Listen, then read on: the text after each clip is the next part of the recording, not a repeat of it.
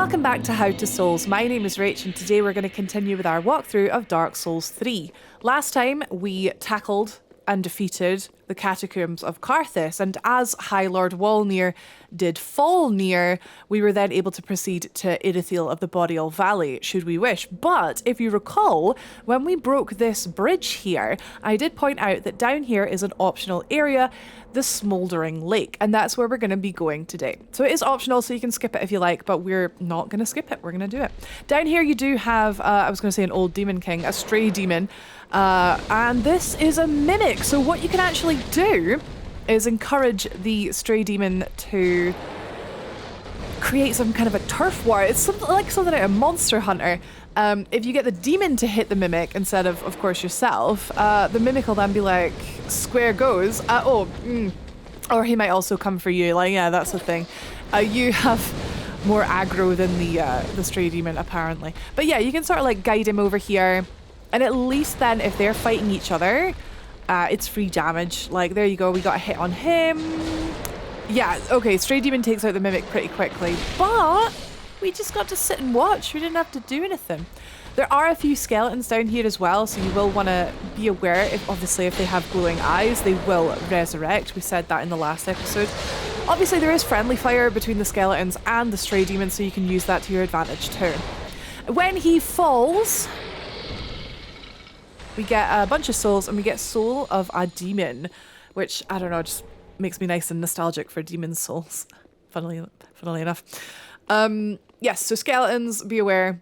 There's more down here. If you've got headphones in, which you should, you will hear them spawning, so you can sort of look around and make sure you get them. Glowing eyes means they're going to respawn, revive, whatever you want to call it. Resurrect is the better word for it. So yeah, we're going down to the Smouldering Lake here now. We were unsure if we wanted to show you this bit as part of the Demon Ruins, but like, this is the path here. It's a one-way trip. It's not, doesn't go anywhere. There's a boss down here, and I would actually call this area one of the biggest, oh my god, skeletons, man. This is one of the biggest like fan service areas, I think, because there's a few things that do pop up here that make you go, oh, that's from Dark Souls 1. Oh, that's from Dark Souls 2. So it's definitely worth doing. It's a good time. But there's also a couple enemies down here that just make me want to claw my eyes out with a spoon. So it's up to you if you wanna take some time and do it. It's not that bad, and we'll show you how to tackle it. Mostly, it's quite easy to get lost in. It's like a labyrinth. There's a couple of like illusory walls, that kind of stuff, that kind of area. Yeah, you know the type, I'm sure. So we're just taking our time when a skeleton does have glowy eyes, instead of like just running off, because they can chase you for flipping miles sometimes. We are just making sure they are not just dead, but they are dead. Okay, so from here we got a wee shiny we can pick up at the end of the hallway, which is, oh, we got Witch's Ring. That is, if I'm not mistaken, another pyromancy synergy ring, which we're not going to use in this playthrough, but good to pick up.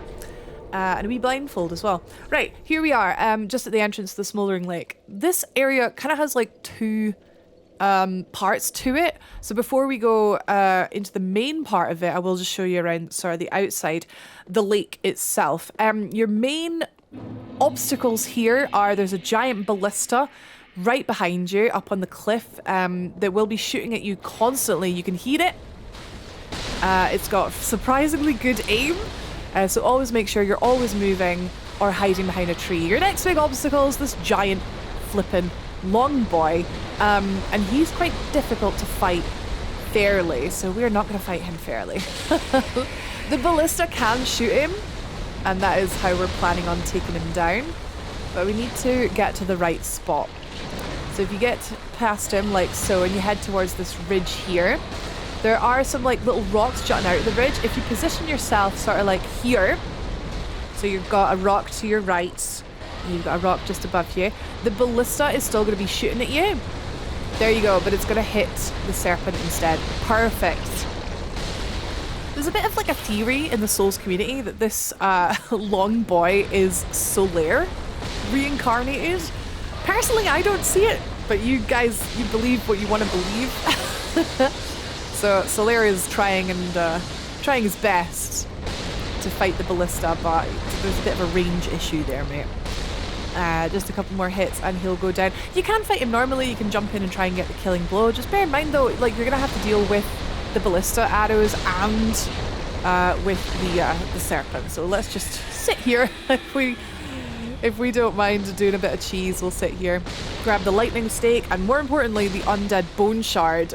So don't skip on beating this guy, whether you cheese it or you fight him fairly. Don't skip it. Undead bone shard. Need to pick it up. But yeah, we were just sitting on this little rock here. There's a few shinies you can pick up around the lake. It's up to you if you want to get them now or if you want to wait until after we disable the ballista, because we will disable the ballista. So it's up to you. It'll always fire 3 shots and then have a break. So don't pick up the item until you've dodged the 3rd one. And then you've got a little second or 2 just to pick it up. The Shield of Want is pretty cool if you are using a shield. We're not using a shield per se, but we could put it on our back and enjoy the bonus souls collected from having that equipped. Even if we're not using it to block, it would still work in the same way that our grass crest shield is working. Sorry, I keep like tripping up over my words today. I've got a little bit of a cold. It's October now. The winter is coming. You know, sorry about that.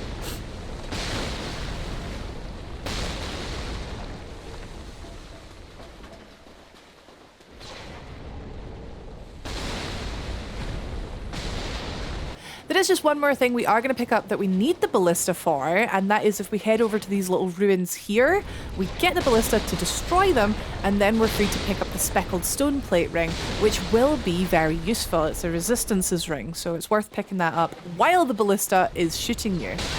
There he is in all of his bolty glory. Here's another place that the ballista can destroy for us. It creates a big hole in the ground back there. So be aware of that. Don't fall in.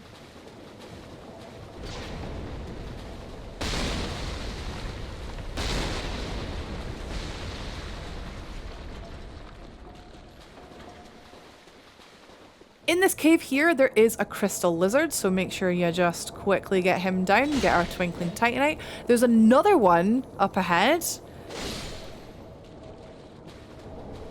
You can sort of like direct him into the walls, so he's a bit easier to catch up on. Be careful, of course, with your swords hitting the wall when you're trying to get these guys. At the end of this corridor is our silent, grunty friend, Horace, Anri's companion. Anri's like, I can't find him. Where'd he go? Turns out he fell down here, died, resurrected. He's hollow, he's lost his mind, and attacks us on sight. So we're going to put Horace out of his misery. He's not too difficult. His halberd does have quite good range, but it does have like quite a narrow area of effect. So as long as you're not standing directly in front of him, like this, you should get on okay with avoiding it. He's got quite low poise. If you do manage to break his poise, like we did there, we are able to take advantage of a critical attack on him. Yeah, he's not too bad. It's almost quite sad, really, putting him out of his misery. What's this in the wall? Yellow bug pellet. It was weird. It was like in the wall. We do get to take his shield as a souvenir, a bloody trophy. A couple more things. Titanite. They're both large titanite. We don't really need, but we might. I don't know. We might if you want to use a shield. I've had some feedback from people saying dodging in this game isn't the easiest, and perhaps you prefer to use a shield. The twin blades are still viable in one hand, but they're not as good as other one-handed weapons. We're using them because we're not using a shield, so don't feel like you need to follow this 100% if it's not really working for you. We can give Andre all of these large titanite shards that we found to make our twin blades +6. That's us now done with large titanite shards. We've got a tome here to give to Cornix, so we'll quickly do that. We actually have a second one, the Grave Warden Pyromancy Tome, which we can offer to him, but he cannot accept it. He's like, no man, I'm not a woman. I can't do it. But we will find someone that will take that eventually. So we got a couple new things to learn from him. Karthus Beacon, which could be quite potentially very good for this build, but we don't have the intelligence or the faith for it. Over here, Yuria, we can chat to her to progress Anre's quest. I don't know if you 100% need to talk to her, but here's the story version of it. She wants us to marry Anre. We've got an undead bone shard just to quickly burn here in the coiled sword bonfire, and last but not least, some souls to spend. So I believe we're putting our points into endurance currently. Yeah, loads of endurance. We're on 25 now, as well as 25 vigor. So that sounds good to me. All right, that's us done with our little cleanup so far. So we'll head back to the Smouldering Lake, abandoned tomb. We never actually managed to get the next bonfire, so we're back here at the abandoned tomb, just on the edge of the lake, and we'll just have to quickly run back along to where we lured the poor giant serpent to his death, and just cross this lake here, avoiding the ballista.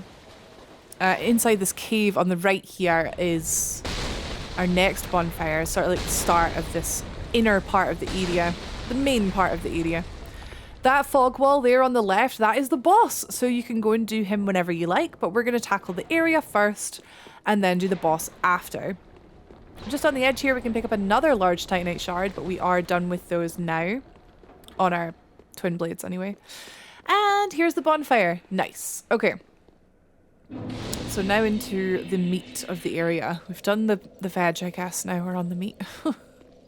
Or the corn, I don't know. There's a Knight Zorick, who you can summon here either for the boss or to help you through the area, if you so wish. If you're having a wee bit of trouble here and you want some backup, he is pretty solid, as we're going to find out later, because we do fight him later.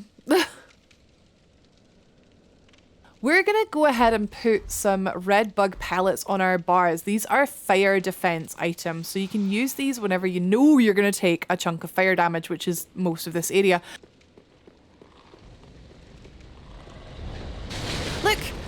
Look at that. I'm glad we took some fire defense there.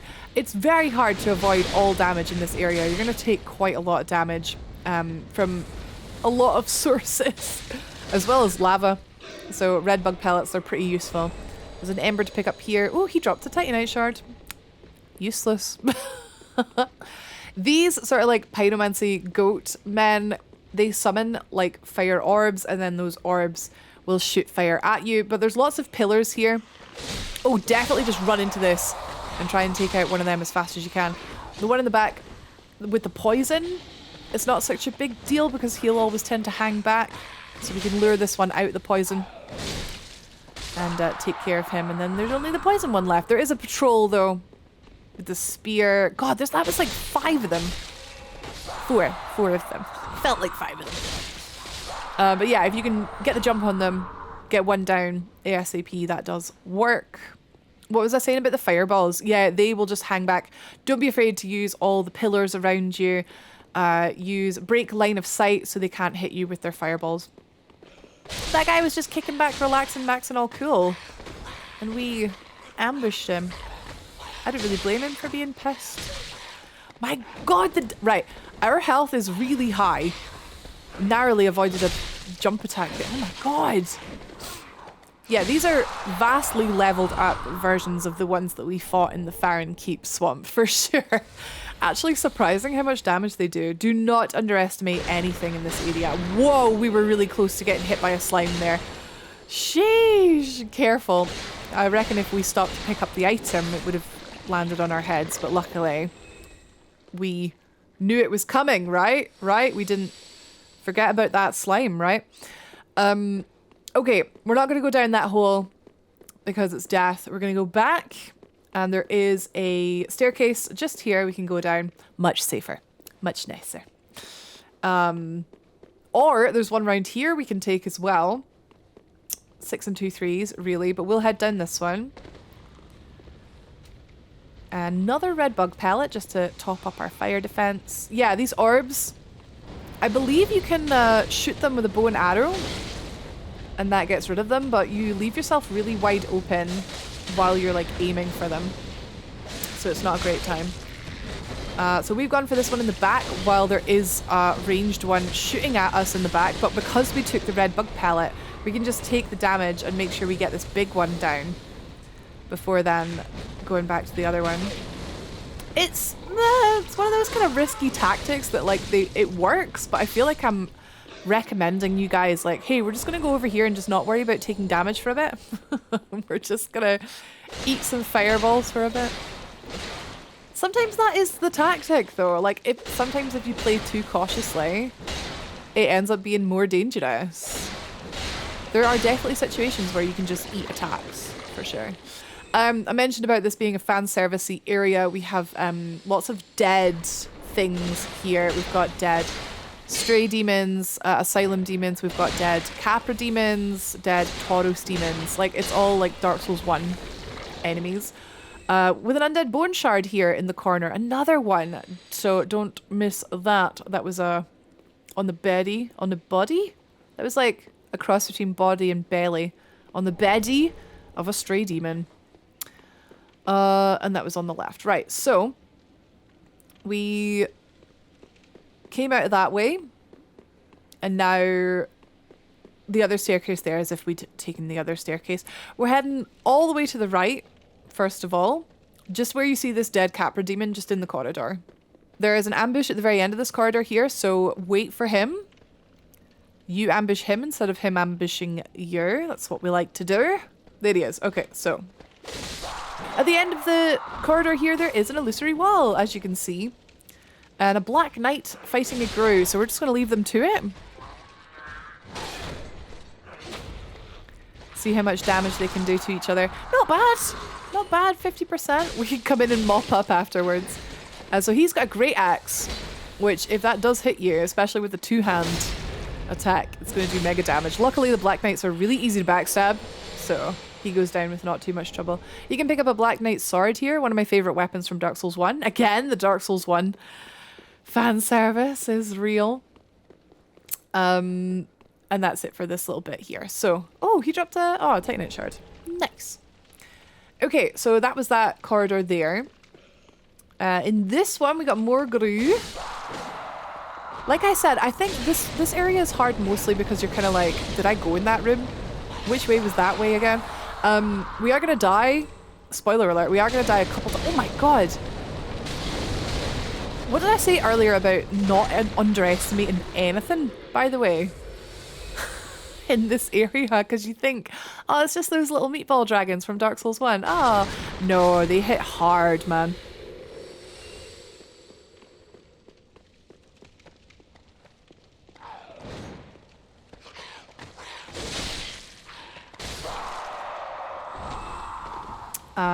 Right, okay.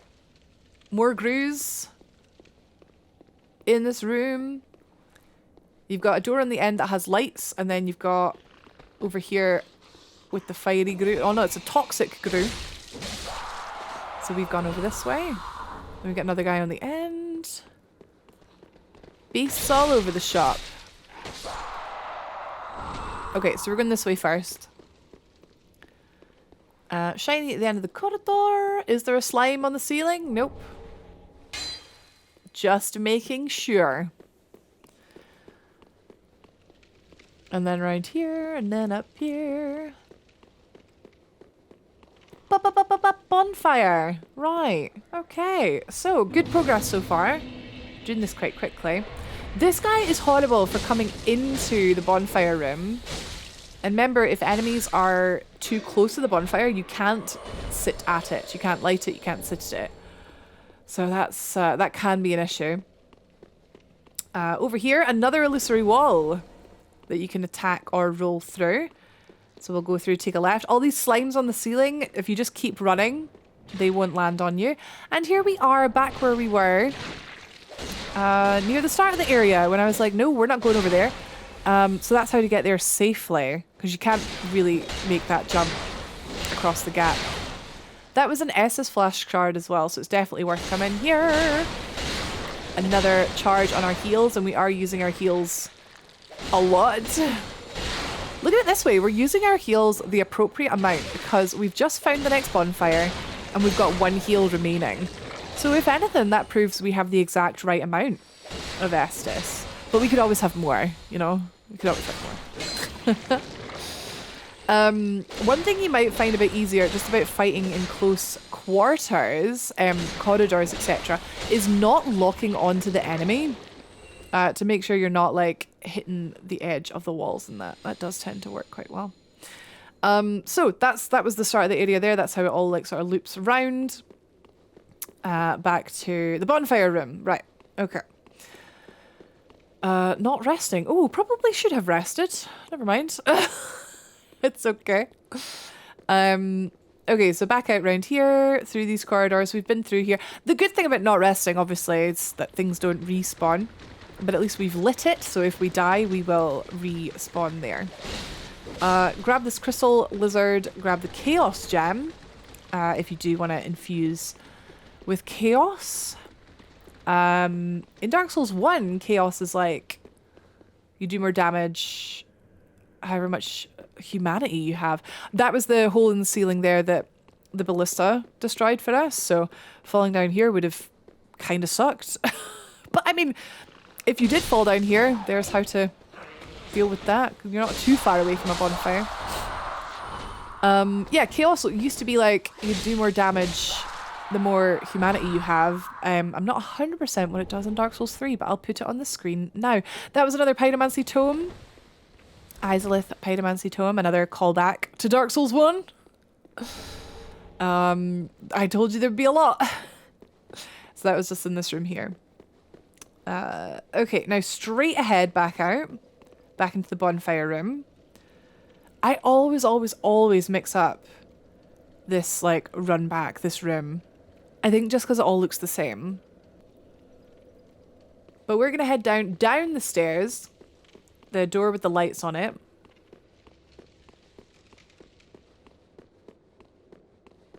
And then straight ahead again through the next doorway with the lights on the side of it. We still have not rested, so things haven't respawned yet. Dead Capra in the corridor, another dead Capra in the corridor. So we're sort of backtracking on ourselves. This was the corridor that had the two fiery goat men in it. So we're just heading... Ah, okay, so we saw this earlier, but chose not to tackle it just yet. That's because when you head down here, on top of this rat-a-tat, love a ponding attack. Yeah, careful, once again, don't underestimate tiny little enemies, especially when there's 8 of them. Yeah, this is a whole separate, like, section, so that's why we didn't do this before. So you've got the rats, and then you do have a corridor over here before we go down the stairs that connects up through here. Hello, son. We will head to this lava area down below eventually, but not right now. We're certainly not going to drop down there. Yeah, more rats up here. 3 of them. Yikes. Heckin'. This is, whoop. Okay. And then down this corridor and take a left. Take a right past this rat. And there we are on the other side of that hole. And then this is this corridor here. So it's all connected to each other, but it is complicated, especially if you're dying or resting and things are all respawning. Like, it's easy to keep track of where you've been if you do it all in one cycle, because then you'll know, oh, like there's alive stuff. I haven't been here yet, kind of thing. So there is advantages to not resting. There is another illusory wall. This one here, that's it. That's it.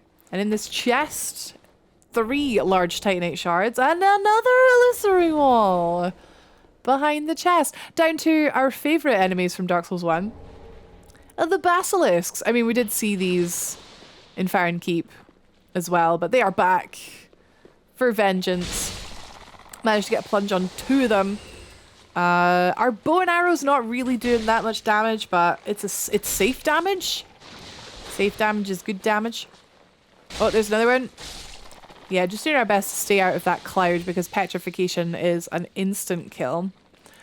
So, not great. Yeah, the bow was really good for the start of the game, but it does require investment around this kind of part of the game, sort of mid-game. We haven't been leveling that up, but we've got plenty of Titanite shards and large Titanite shards, so if you, well, I actually do recommend doing that if you want an alternative source of damage, some safe range damage. Definitely would recommend leveling up the bow. Okay, more basilisks. Round here is a kind of tricky fella. So it's a shame we don't have any Estus flasks, but like I mentioned, there was advantages to not resting, so is how it is. So down this corridor here, we can go up the steps or we can go around the side. So this is the bit we're going to do first. There is an invader, not an invader, he lives here. Knight Zorick, we fought him before as an that was it. Last time he was a red phantom or black phantom, whatever you want to call it. And now this is his actual body form. So he is as difficult as he was in black phantom form. He just seems to be the counter to our build. Like, he's got really big poise, so we can't just combo him down. He's got a great shield, so we can't just like chip away at him.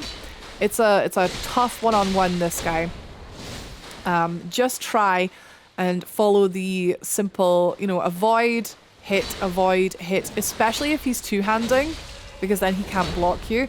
But obviously, remember, if he's two-handing, he's going to hit you like a truck as well. Which is what's going to happen here. Yeah. Okay. Ouch. He scares me so much. Oh, Charlie, it's okay. It's okay.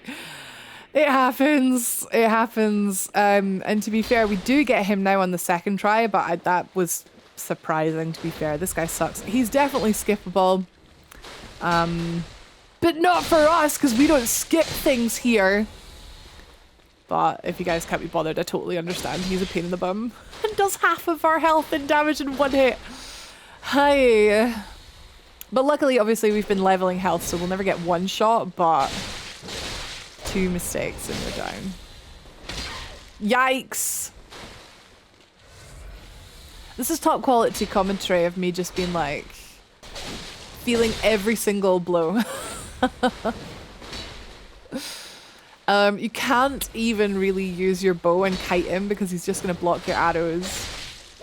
You just have to chip away and hope that every so often you do get a wee poise break. Don't trade. Oh my god. It was a risk, but we did it. He was coming for us and we went for him, but we were faster, thankfully. Yikes. Okay, Zorick down. Right, this lava pool. We can grab the items in the lava. There's this pool and there's actually another one earlier in the area as well. If you recall, there was like a rat and like a hole, and I said we're not going down there yet. Yeah, so you can get these items. One of them is pretty important, actually. It's a pyromancy. Well, important if you are going for the platinum trophy or the Steam achievements, whatever. One of them's an ember. Worthless, really. And the other one is a pyromancy here. So if you're interested in getting these items, we'll do it just at the end. You do need hella fire defense, and we're not going to do that right now. We'll come back. And the reason we're going to come back is because we haven't got any pyromancy equipped. There's a pyromancy spell called Flash Sweat, which is going to make a huge difference to our fire defense, and we forgot to equip it. Sorry about that. We'll come back. We'll come back. Okay, so we are actually not too far off finishing this area. It's been really fast. To be fair, we haven't really died much, so.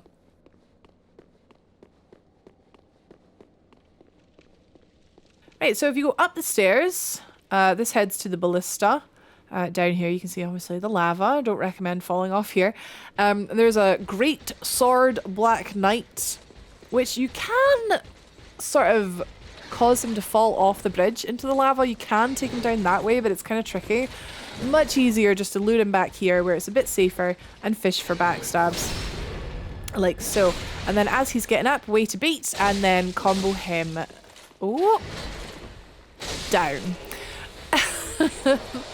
That was skillful, because if we had kept spamming L1, we would have just bounced off of his shield and then may have left ourselves open to getting counterattacked. So, not good. No, that would have been not good. What we did was very good. Okay, heading up this ladder. There's like 2 ladders here. There is a shiny that we can pick up halfway. So what you want to do is head up the first ladder. Snake! Bloody hell, it's long, isn't it? Yeah, first ladder. Second ladder. There's the shiny. So drop off. Grab that. Dragon Rider bow. And then we'll climb up the second ladder again from the halfway point. Dragon Rider bow, if I'm not mistaken, is a great bow. So strength, scaling. Not something we're going to look into in this playthrough. But worth picking up. This area here has a lot of wee skellies. So we've got bone wheels. We've got all sorts. You can hear the ballista, but don't panic. It can't hit you from here. But it is up ahead, so we're going to be able to take it out soon. On the right here, bone wheels. So ideally, you want one at a time. I swear they're slower than they were in previous games. They definitely look better. Yeah, we're just going to leave that. Just going to leave him. And then these giant skelly bubs here. Eyes are not glowing. Bone wheel is not chasing us, by the way. And then we got these 2 nerds with the sickles and the jumps and the slashes and the throwing knives. And those of you who are eagle-eyed will notice we did die. That was a bloodstain up ahead. So yeah, these guys are no joke. You definitely only want to pull one of them. We accidentally pulled 2 on the first try, and it's very, very difficult to fight 2 of these at once. So either body pull very carefully or use the bow to make sure that you only fight one of them, and then you can head up after to fight the second one. But yeah, we died. It's fine. It's not so bad. Got our souls back. Nice big massive combo on this guy. We need just like a tiny bit more endurance to take them down with a full combo. It's always annoying, isn't it, when you're like 1 hit away. Twisting this lever, or pushing it, twisting it, turning it, will shut off the ballista. It's not permanent. You can twist it back the way again. Oh, dead giant. To turn the ballista back on if you, for example, did miss the speckled stone plate ring or that. But that's how you turn it off. It will remain off until you turn it back on. None of this Dark Souls 1 pish with the lever with the boulders where it just randomly turns itself every time you go through the area. Anyway, that's it off, so you can drop down here safely, and we can explore the lake safely now that we're not going to get shot every 3 seconds. There's lots of these giant crabs down here, so I hope you've been practicing how to fight giant crabs. What we do is we normally just attack the face as much as we can, try and avoid the grab, try and avoid the water spit, and then once its poise is broken, we're free to get a critical hit. And then as it's recovering from that, we can finish comboing it down. That's the general, that's what we do for every crab, pretty much. Right, but there are a lot of them, so 1 at a time is ideal. The ground slam like that is a perfect attack, really, because you can dodge backwards. There's the grab. Oh, there's the grab. You should have enough health to survive this. Aye, not bad, not bad. But you do want to heal just in case we get grabbed again. Yeah. The spit will always be to the front, so you can dodge that to the side. Enough damage to the face. The ground slam, yeah, you can roll forwards. There we go, there's the stun. Yeah, roll forwards through the double claw ground slam, and you'll be in the perfect position to counterattack. But yeah, there's a few of these. The souls are decent, but it's just good practice, really. Oh. Again, the water spray I think is a perfect attack to get a good combo on. Nice. There's the stun. Crab combat. Welcome to Dark Souls 3 crab game. Another grab! Oh, can you believe? So that we will survive this one as well. But he's 1 hit away. That's what greed does. That's what greed does. Oh my god, and he was a way to kill us. Incredible. Do as I say, not as I do. Or do as Rach says, not as Charlie does. That was risky. That was risky. Although, to be fair, it's low. You're not really risking much because we've done the shortcut per se, and that is that we've went through the whole area and we've turned off the ballista. So, like, if we were to die here and respawn, we would literally just have to, like, run across the lake again. So you have got little to lose. To be fair, we can be a little risky because fighting these crabs over and over again is not the most fun. There is one of them that's pretty chill. One of them that just won't attack you. And it's not this one. I don't know what if there's lore behind that, if like it's, there's a reason why there's a friendly crab. Or if it's just something that's broken in the code. I'm actually more inclined to think the latter. But I wish it was the former because like I feel like nothing is an accident in this game, you know? But there is that story about that respawning Titanite demon in Lost Izalith. I mean, fair enough, that was Dark Souls 1, so there was like, what, 5 years between Dark Souls 1 and Dark Souls 3, is that right? Yeah, there's the chill crab. Super chill crab. Doesn't want any hacking nonsense, just wants to relax and play Stardew Valley and stuff. Yeah, that Dark Souls 1, the Titanite demon that like just, it wasn't meant to respawn, but it was like one broken line of code or something and it respawns, but they never changed it because it's good to have one that respawns. Up to you if you want to kill chill crab or not. As soon as you hit him once, he will no longer be chill. Funny enough, like I'm the same. If someone wants to come and stab me, I would be much less chill. So bear that in mind. You can kill him if you want for the souls, but he's so chill. Why would you? Why would you want to? So that means there's only one left for us, and then we're free to grab the... Is it the last shiny in the area? It's quite a short area. Most of the optional areas are quite short in this game. And then after this area, Irithiel is... I would definitely say that's where the difficulty really starts to step up. Also, you can see where they got the lobsters. If you've played Elden Ring, you can definitely see how the lobsters evolved from these crabs. Like, the lobsters are just worse in every way. Like, even the spit. That spit didn't even have that, like, high a range. The lobsters can hit you from, like, 3 continents over. Oh! That was so weird. We, like, hit it twice, but it was immune. Or I think we just missed. We, like, slashed in the air underneath him somehow. Yeah, that was weird, that. Glad we didn't die. If you can't be arsed, you can, of course, just run past all the crabs. They're pretty fast. So it would be pedalless, but you can just run past them and grab the shinies here. It is, drumroll please, a chaos gem. Oh, chaos gem. Didn't even need that. We're not using chaos. We already got one. We got one from the crystal lizard, but now we've got 2. I guess, if we need one. Again, good practice, good souls. Meh. No regrets. Alright, our Essus is empty. We're done with this area. We're just going to use a homeward bone to go to the bonfire last rested at, which actually isn't the bonfire we want, but I digress. That's us done with the lake. So this is Old King's Antechamber. Is that the one we want? Oh. Old King's Antechamber. So if we head over here and then drop down to the... Oh, bloody hell. To the Room of Death. The Room of Fiery Death. Down here, at the end here, we're heading back to the Room with the Rats.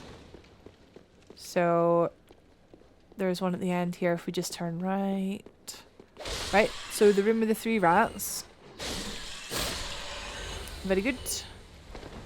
At the end here is an illusory wall. So we didn't get this last time, did we? And we got another tome here.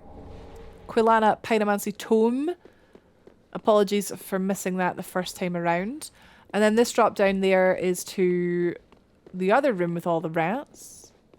And because here's our second lava area. That, again, we still haven't equipped the flash sweats we can't get yet, but we will.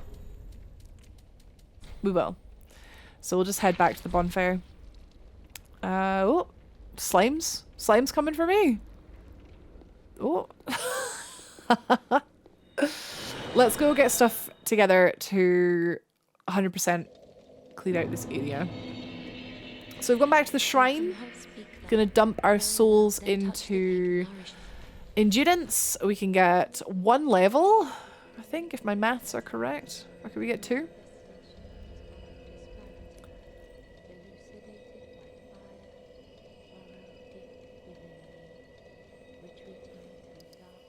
Right, we have enough souls for 2 levels, so we're popping them into endurance, which is at 27 now. Nice. And then we did pick up another Estus shard that we can give to Andre. Picked up another pyromancy tome we can give to Cornix. And another undead bone shard. We've picked up quite a lot of stuff actually in this area. So although it is an optional area, it's got a lot of upgrades for any build. So like, you know, upgrading your Estus flask is good for anyone. But if you were planning on dabbling in pyromancy or dabbling in magic in general, it's definitely worth going to Smouldering Lake. Right, so profuse sweat and flash sweat. If you haven't already bought those from Cornix, that's what we're going to be using. Well, flash sweat is what we're going to be using. So we'll go over here to the bonfire and attune it. We do have 1 attunement slot by default, thankfully. And then we need to equip our pyromancy our pyromancy glove. Just in place of our dagger, that's fine. Or the bow. Whichever. Whichever. Just needs to be on our bars. So we've got the spell equipped in the spell slot and the glove equipped in our armaments slot. So we need both of those to use pyromancy. Burn the undead bone shard. And then Andre can have our Estus flask shard. Nice. Okay. Next, we're going to look to see if we can get any more fire absorption from our armor. So there are a few bits we can change to get just that little bit more fire defense. So we've got the conjugator hood, an antiquated dress, antiquated gloves, and the conjugator boots. That works out as the best that we have currently as far as fire defense goes. So you want to get that as high as possible. And I think we are good to go now. So hopefully you still have, hopefully you've not used all of your red bug pellets, because we need those too. Right, we're heading back to the Old King's antechamber. Literally just the same path that we just took. So through here, down, through the room, at the corridor at the end on the right, straight through, there's an illusory wall, and then on the left, there's this bit of lava. Right. Okay, oh, rings-wise, rings. We need to change out some rings. So let's pop on the flamestone plate ring. And if we also pop on the speckled stone plate ring, that is even more fire defense. If we just pop that on there. Yep, because that's fire, magic, and lightning, and dark, so. Right, perfect. So we have, well, we're still going to take a lot of damage. So we've got 10 Estus, flame stone plate, speckled stone plate, armor, flash sweat, red bug pellet. So all our powers combined, we will be able to survive this, but we will pretty much be healing. Oh yeah, Ember, of course, Ember, of course. We'll pretty much be healing, like, constantly. You'll see how much damage we take, so let's just buff up. So flash sweat. It's R1, Charlie. There we go. It's the R1 button. Red bug pellet. Essus, let's go. Okay, so yeah, your health is going down quite quickly. So we managed to get the first item. But you want to heal pretty much as soon as you go past the halfway point. White hair talisman. Oh, this area is a bit harder than the other one because it's got these slimes in it, which will block your way. Oh, are we gonna make it? Oh, yeah, that area is a bit harder to do than the next one. But yeah, that's that. So let's go grab the next one, which is by the, oh, where we fought Knight Zorick. And then that's it. That's this area done. Wahoo. Wahoo. So Zorick was down here. Same corridor. Down, but instead of going left, you sort of go straight ahead. Down this hole where the rat is. There was an illusory wall there. And then another one. And then the basilisks and basilisks. And then there's the stairs going up, but we're going to go round to the lava. Okay. Yeah, this area is much, much easier. So same again. All our resistances up. And we'll be able to pick up these a lot faster this time. Red bug pellet. Flash sweat. And go, go, go, go, go. So we didn't use this before, but the dagger, obviously with the skill that makes us jump across the lava rather than like running through it, I think it's a little bit faster. I think it's negligible, if that's the right word for it. I don't think it's much difference, but it was worth a try. We still had 3 S's left, so yeah, that one's a bit easier. And right, we picked up the pyromancy. So that's that done. That's how you pick those up. If you want them, go get them. But you need hella fire defense. Pun intended. Right, I've ended up back in the catacombs of Karthus, so we're just teleporting back to the demon ruins now. We went to the wrong bonfire. So this was the first bonfire that we found inside the Smouldering Lake, so we can head out, and now we're gonna go and fight the boss. So the boss is Old Demon King. But Rachel, we're playing Dark Souls 3, not Dark Souls 2. Yeah, I know. I don't know why they did that. I don't know why they straight up just called him Old Demon King, like exactly the same as Dark Souls 2. I don't know. But he is kind of similar in some ways to the Old Demon King of Dark Souls 2, and also completely different. So we've got our flash sweat up, we've got our red bug pellet up, major fire defense there, which is going to help us a lot in this fight. He takes his time standing up, which we can absolutely take advantage of.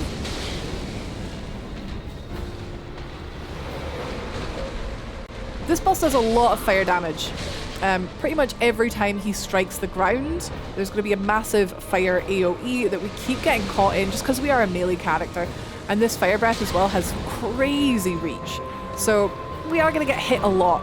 So we're going to make sure that we've got all the fire defense we can have to try and negate a lot of that.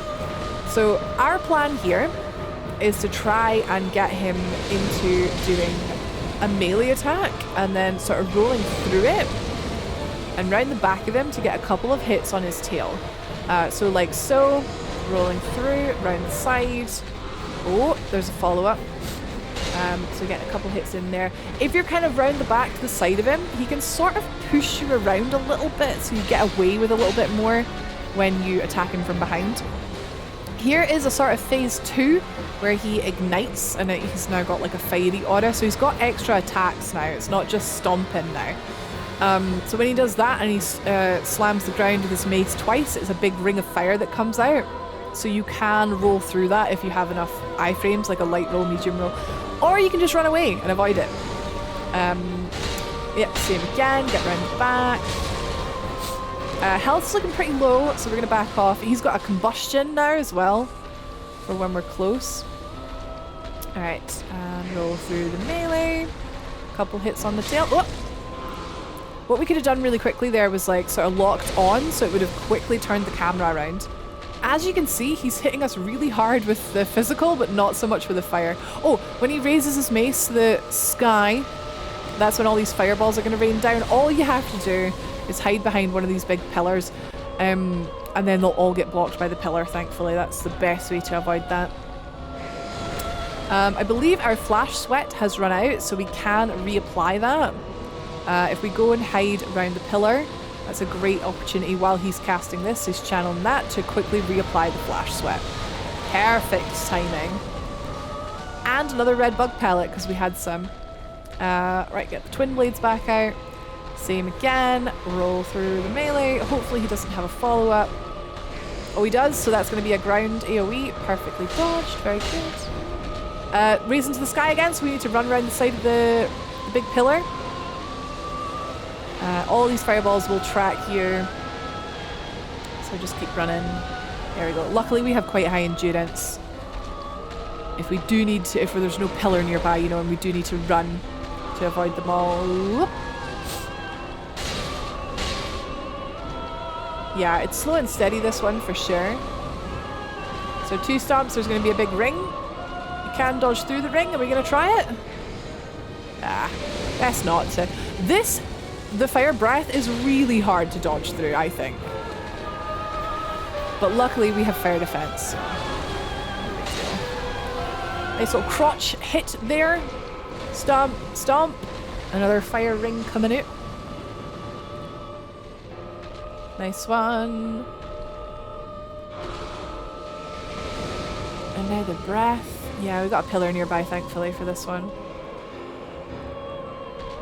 Bear in mind when you get to about 10% here, you do enough damage to him and he sort of stays still, stunned. Do not keep hitting him. Unless, of course, I guess you can kill him, because he will explode. Take a minute, wait for that to happen, and then swoop back in for an easy kill. Yeah, God, I would really hate to think you did this perfect fight and then lost it right at the end. That would be so cruel. Right, so we're just going to go ahead and put our regular armor set back on, our rings back on, our bow back on, just like replace everything. Now that we're done with Smouldering Lake, we don't need the fire defense anymore. Well done. Old Demon King, in my opinion, is not the easiest boss fight, but you can make it a lot easier with good fire defense for sure. Even if you run out of red bug pellets, even just flash sweat makes such a big difference. We're just going to quickly put our souls into endurance, another 2 levels in that. Next up, we are heading to Erethiel of the Boreal Valley. So subscribe if you don't want to miss that, and I'll see you in the next video.